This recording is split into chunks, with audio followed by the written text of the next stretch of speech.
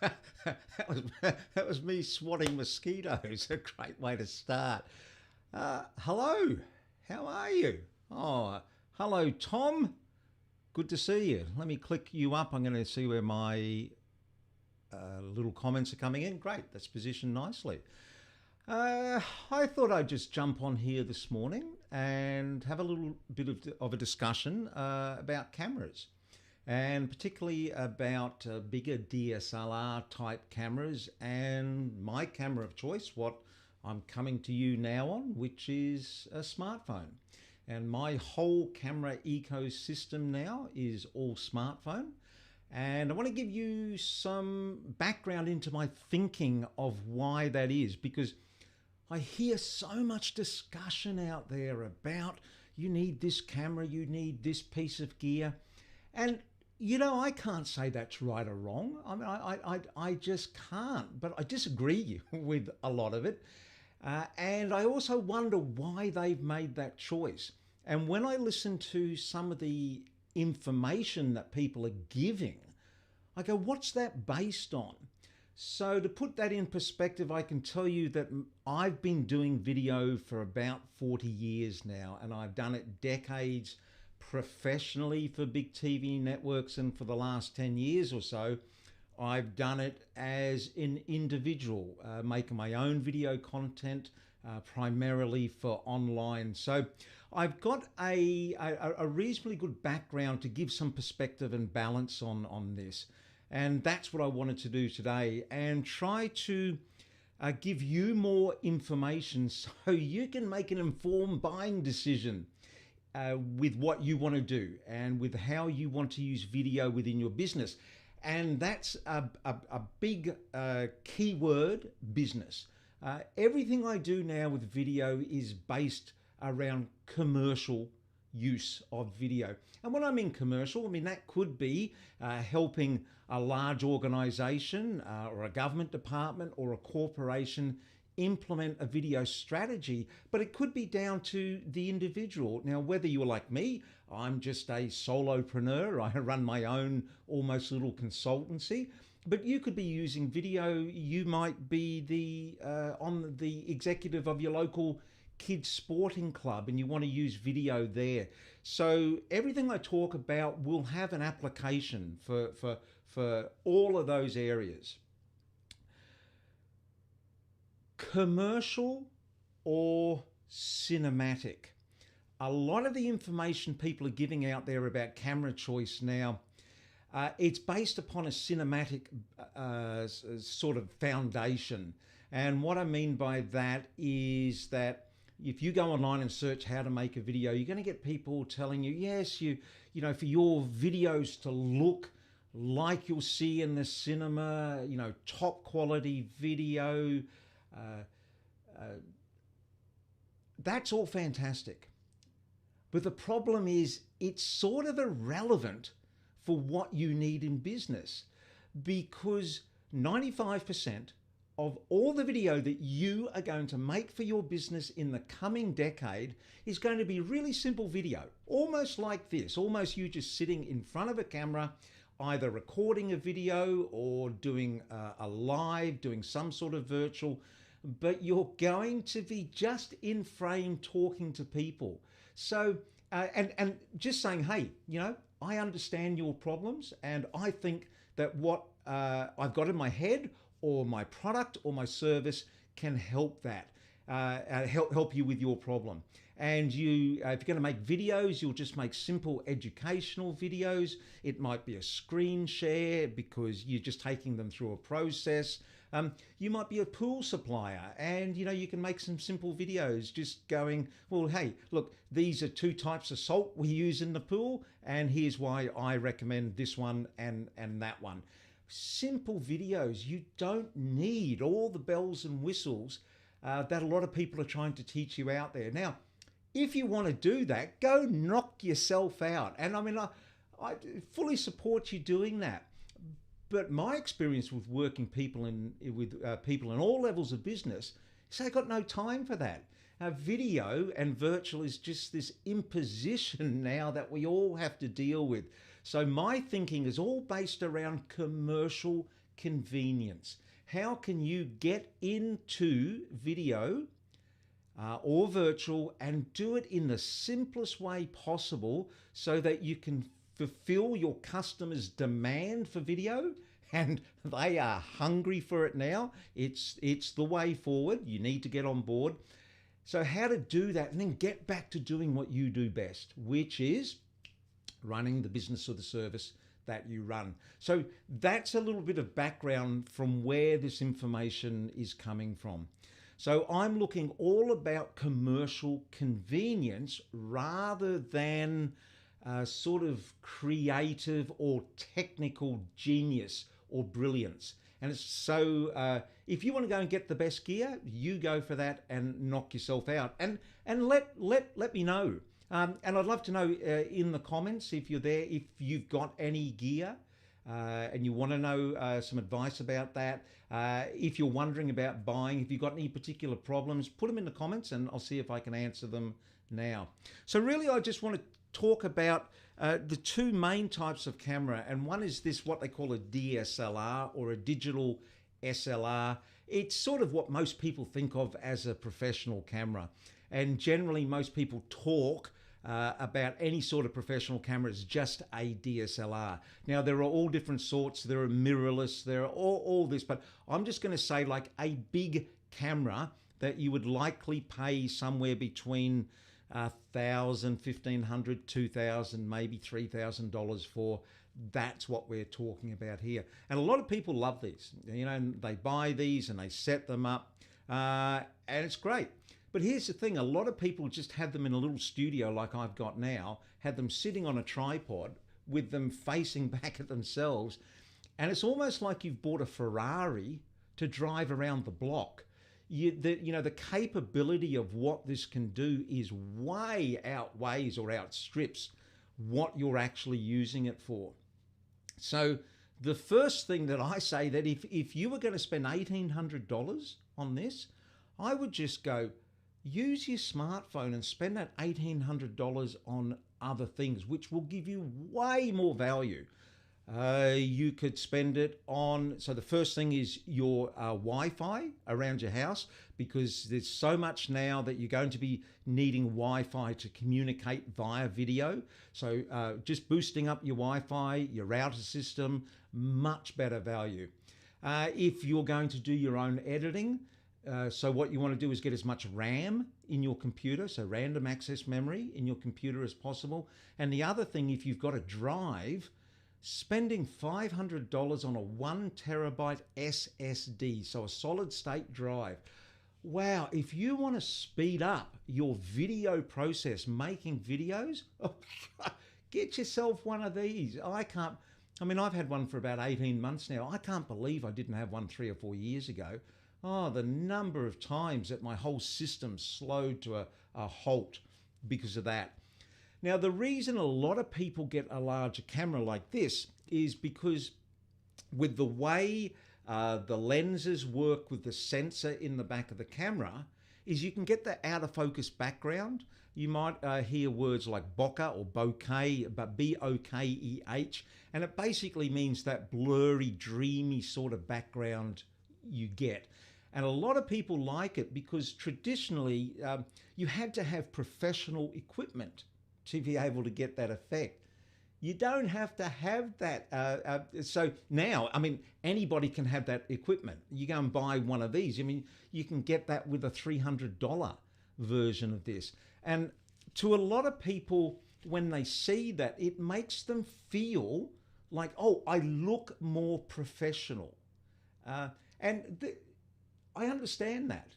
But I got to tell you that how your image looks accounts for, I reckon, about 2 or 3% of the impact that image is going to have. And I did this I did it for decades. So I would be out with all my big fancy camera gear, and I'd be crawling around I remember one particular example, crawling under the Pyramid of the Sun in Teotihuacan in Mexico. So got special access to this ancient tunnel under the Pyramid of the Sun, crawling around there. I got this amazing shots going through there. So when the documentary finally went to air, I would always use my wife's reaction as an impact to what people actually thought about.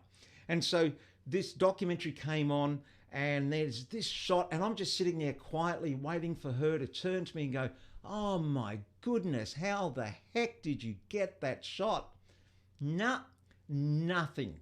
Crickets. But when two people came on and they started talking to each other, she wanted to know the relationships between those people. And so it was always a good indicator and reminder to me that, you know, the average consumer, the average viewer, your audience don't really care about the what you perceive is this high production value. But look, always make sure your content is useful and it's valuable and it's hitting the mark. If that's the case, and you've got that nailed down, yeah, sure, put some extra effort in, make it all a bit sexy, do all that, but don't focus on that first. Don't think that it's going to be your ticket to making people engage with you more. Tom,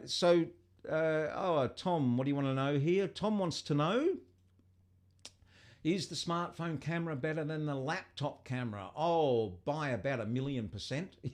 Yeah. So nothing wrong with a laptop webcam camera, Tom. I use mine a lot. So when I travel, I have my little MacBook here. Now, the webcams in MacBooks, there's so much about Apple and Mac that's really good. Their webcams are terrible. I don't know. I think they must have bought a bulk deal 10 years ago of 100 million of these units or something, and they're just using them up.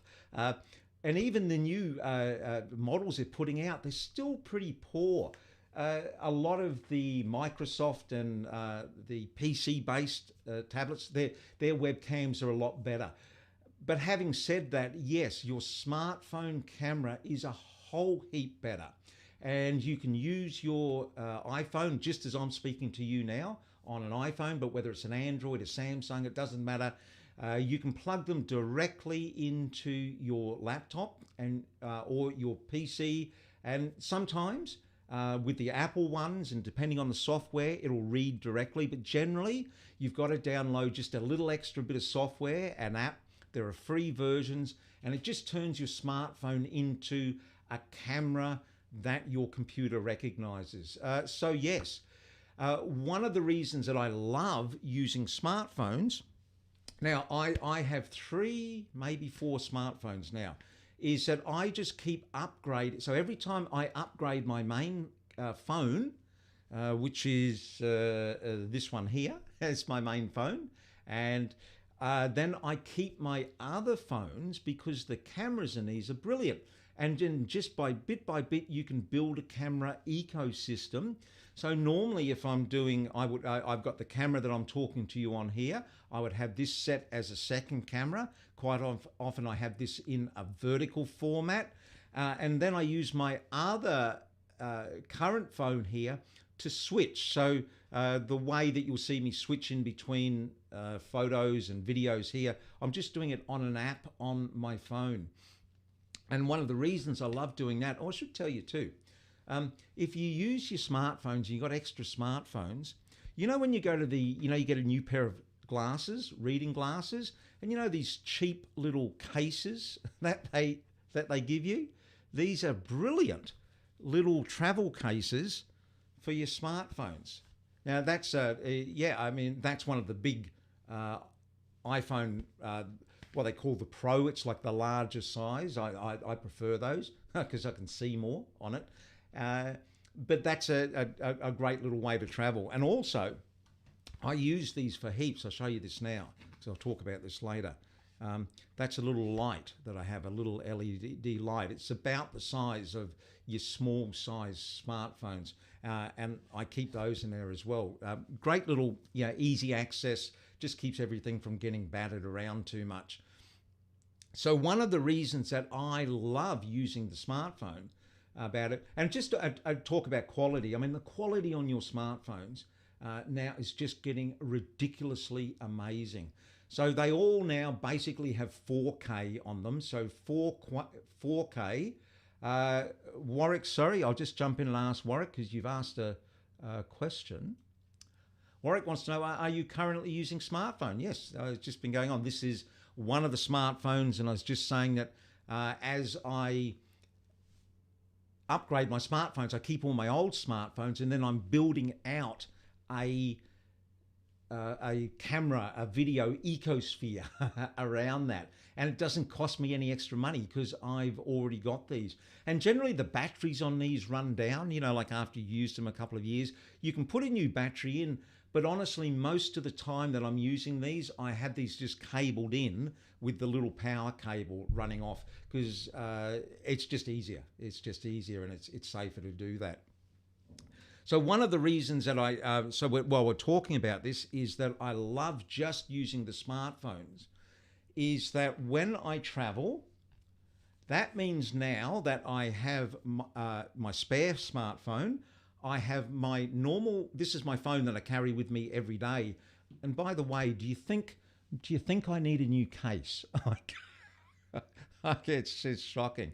But I'll just tell you that now too, why I like keeping it in these cases. It is brilliant protection for your smartphone. I can't tell you how many times I've almost fumbled and dropped this, and because it's got the credit cards and all that, and it's just a brilliant buffer zone. You know, I've never smashed or cracked a screen yet, and I'm fumbling and fiddling with these things all the time.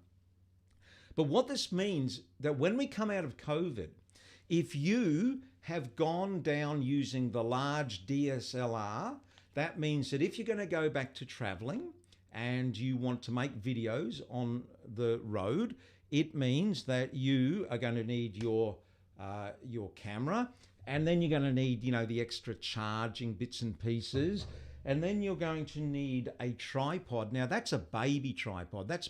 I've had this for about 15 years. It's a little slick 500 gram. That's about as small as they get. Normally you'd have to carry something bigger than that. So now you've got all this extra stuff that you've got to carry with you. Whereas me, I can take my phone that I already have, so I'm not taking anything extra. I can take one of these little, they're like little selfie sticks. There's a little selfie stick that comes out like that, but the feet come out as a little tripod. They're absolutely brilliant. I just love these. They take up no room whatsoever.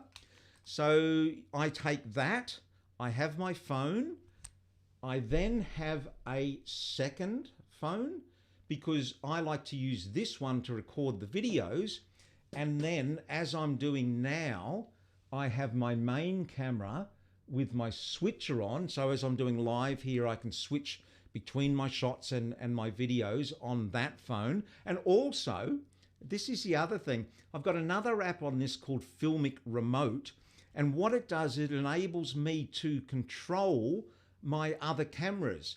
So I can do all the settings on them, make sure the light and the focus is right, but then I can start recording on them, and I do it all off this one phone. So I don't have to get up and move around. But this means if I'm traveling and I want to go live streaming when I'm away, I have my little laptop, which I've got with me anyway. I have my phone, which I've got with me anyway. And all I need to add to have almost like a little second studio is my extra camera. And then as I showed you before, in there is my little LED light and a little Rode SmartLav phone. Now, that is just brilliant. I can be anywhere at any time and find if I want to do an educational thing for my clients or my customers, if I want to record a video. I've essentially got a full studio setup, and it takes up no time, no space. All I need is some Wi-Fi. I mean, I can be out and I can get free Wi-Fi somewhere. So I just want to give you that thinking behind why I choose smartphones. It's got nothing to do with quality. All these cameras and big video cameras, they are primarily cameras, and yes, they give you better quality than your smartphone. But the difference, it's like a margin of error. Like the quality of both is this much, and the difference you're talking about is a little slice on top, a little margin of error. So this is not an argument about quality. And I should tell you now as well that if you've gone out and bought yourself a DSLR, and I don't want to burst your bubble here on this, but you've bought a dinosaur. Right? They still sell these, and it beats me. Why? Because a DSLR, when we used to use film, remember film? And you put the film in the back of your camera, you couldn't expose it to light. Remember, you had to keep it like the back of the camera is a little light type box, and the only light that comes in is through the front of the lens. And what they had in here, gosh, I hardly use these now. What they have in here is there's a little mirror in there. Anyway, a little mirror. And that mirror, when you take the photo, comes up, the light comes through on the film, makes the photo, and it goes back down. So that's what an SLR was. Then a DSLR was when we got rid of film and we put a digital sensor in the back. Well, digital sensors aren't sensitive to excess light now. This whole thing about having a mirror and a light type box in the back, I mean, that's for technology. It's last century technology. But you know, there's still a big market. Everyone loves DSLRs. So really, if you're going to buy yourself a new camera, look, it's not going to work any less. It's not going to work any less. It's just, it's old technology. So mirrorless is really the new way that it's going.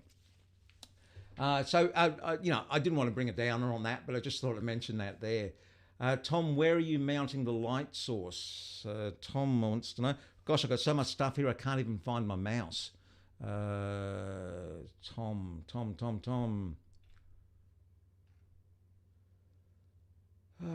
Sorry, I've lost you. So Tom wants to know, where am I mounting the light source? So I'm not sure if you meant when I'm away. So what I have is I have an extra little clamp. You can get them. It's a little clamp. It's a... do you know what a hot shoe and a cold shoe is? You know, like on top of a camera, you've got a hot shoe, you put your flash in. So that's just a little sliding mount. Hot means it's got an electronic connection. So if you put a flash on it, you know, you can trigger your button and it sends a signal to the flash, makes your flash go off. That's hot. A cold shoe is exactly the same mount, but with no electronic connection. So you can buy little cold shoe mounts, and they just screw in on top of something like this. There's many variations, but it's just got a little thread in it, and I screw it in on top there. So it's about the size of the end of my thumb. So there's, look, there are other bits and pieces, Tom, that I take with me. There'll be some extra cables and everything, but essentially what I showed you before, that's what I take with me. Right now, just to let you know, the light source is pretty much directly above the lens. I'm not going to go into lighting, but if you don't know anything about lighting, the simplest, safest way you can do is put a light directly above the lens, shine it in your eyes, and you're going to go, yeah, but it's bright. Well, Tom, it makes you look younger, all right? So you've probably got a new relationship with bright lights over there now. What else we got here? What's Warwick? Saying, hey, Warwick, smartphones have amazing quality. Big fans of them. I use the DSLR from, I guess that's for the desk studio. Yeah, so it's what I was saying before, Warwick, is there's no right or wrong on this. I'm trying to give my perspective on from a commercial viewpoint why I use smartphones. And again, one of the things I was saying before is if you've got X amount of money you're going to spend on one of the big cameras like a DSLR, I would spend that on so many other things before I would spend it on that camera for the value that I would get out of there. But again, there is no right or wrong with that. And the other thing when it comes to, I was talking before, there's all these people online who they teach you how to make beautiful videos. Most of them are young guys, and they're all out there because everyone's got access to the gear now. When I was doing this professionally 25, 30 years ago, man, I was the anointed one. They sort of, Rise, my son, you can go and use the gear. You had to have a lot of money to have access to this gear and have people in the whole chain to edit. Now everyone can do this. The barrier to entry is so low. And now is all this amazing new ideas that are coming out. But here's the thing, I would never recommend anybody go into professional video making now, because the number of people out there who are doing it is so large. With supply and demand, their prices are only going to go down. And that's great for you as a business person, because it means that you don't, like with editing, there are people that make your stuff look so good for, almost peanuts at time. And I'm not, and I'm talking within Australia, within the US, or other countries, India or the Philippines. You'll find all these different rates. They're really good at what they do. And if you spend, look, hey, this is a perfect plug for Black Friday.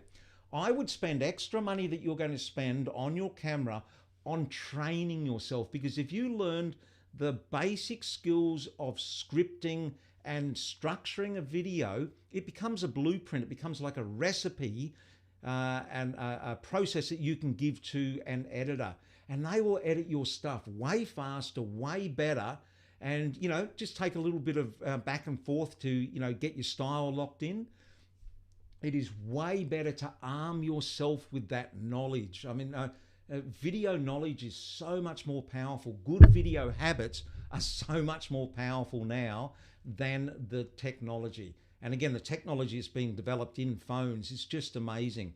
I should just tell you as well, we were talking before about with DSLRs or big cameras. One of the things that you can't get on a smartphone is the blurry background, the bokeh background with this. That's going to change within a couple of years. What they're working on now is lenses for smartphones that are made of liquid crystal. And what they do is to get it to act like a lens, this is high quality optics. What they do is they apply little voltage charges to the crystals, and the crystals move and change position. And so you don't need now, big lenses like this, because all that's in a lens like this is bits of glass, and they're moving in relationship to each other. Again, this is all becoming 20th century technology. Anyway, exciting times ahead.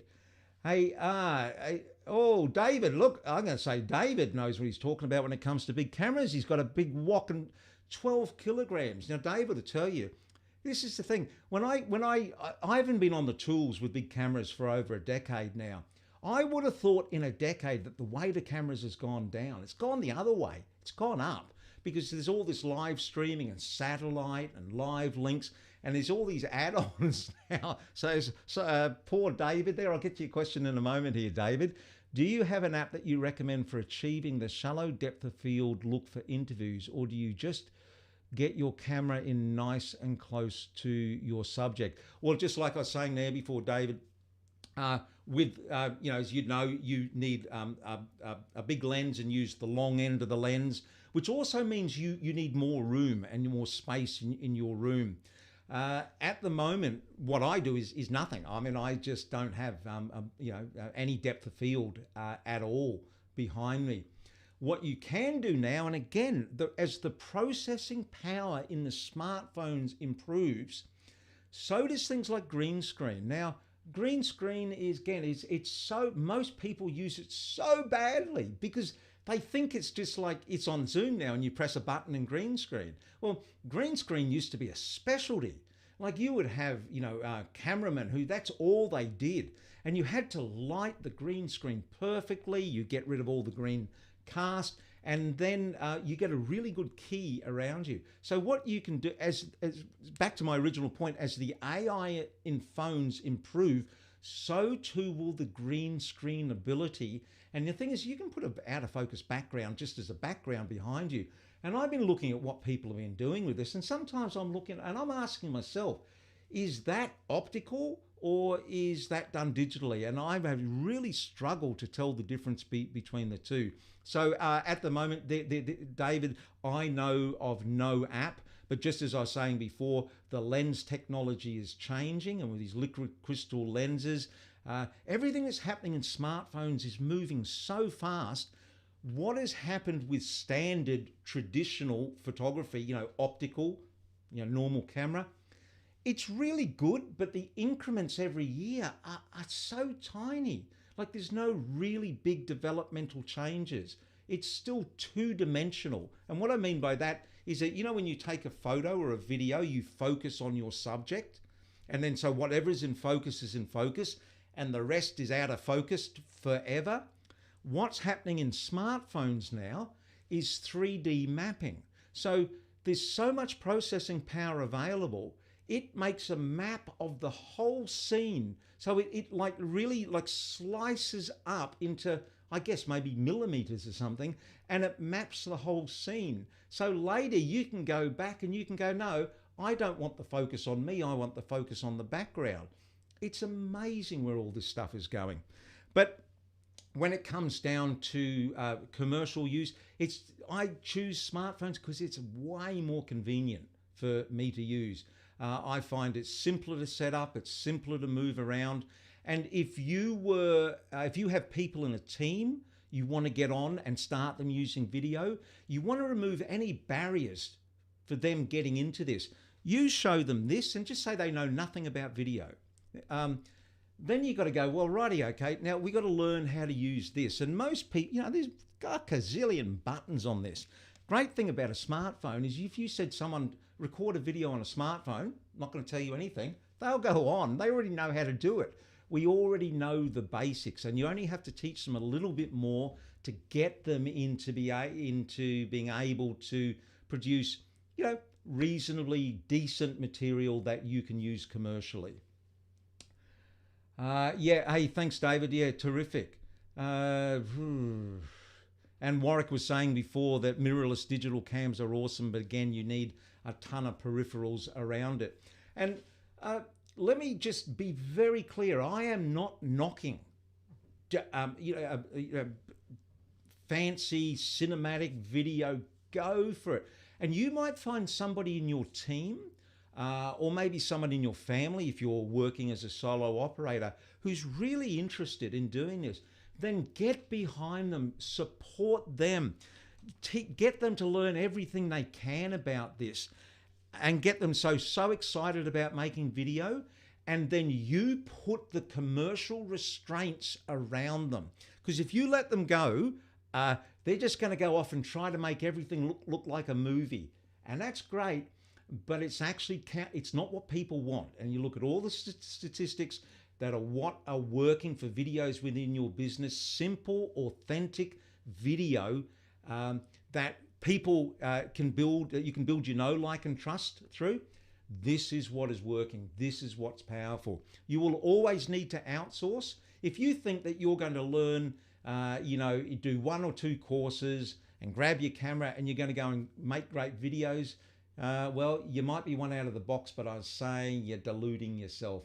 It would devalue what it took me decades to learn. But so you're always going to need to outsource. You're always going to have some hero videos in your business or your site you're going to need to outsource. But the bulk of it, 95% of where video is going to generate income for your business is going to be simple videos like this. So there you go. Oh, I didn't get round to Black Friday. I should just tell you. Where have I put that? Here we go. If you do want to learn, if you do want to learn any of the disciplines and the habits that I was talking about, my business video boot camp, because it's Black Friday, my wife said to me yesterday, she said, "Are you doing a Black Friday sale?" And I went, "Oh, no." She said, "You should do one." I went, "Oh." She said, "You should do one." So I put it up. So normally it's $4.95. It's COVID priced at $247 at the moment. But for Black Friday, $79.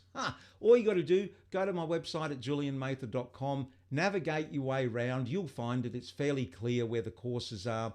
And if you go in there and put Black Friday in there, it's valid for about a couple of days. So if you go and put that in there, you can have it for $79. Bingo, not bad. Okay, that's my little plug. I've got to turn that off. That.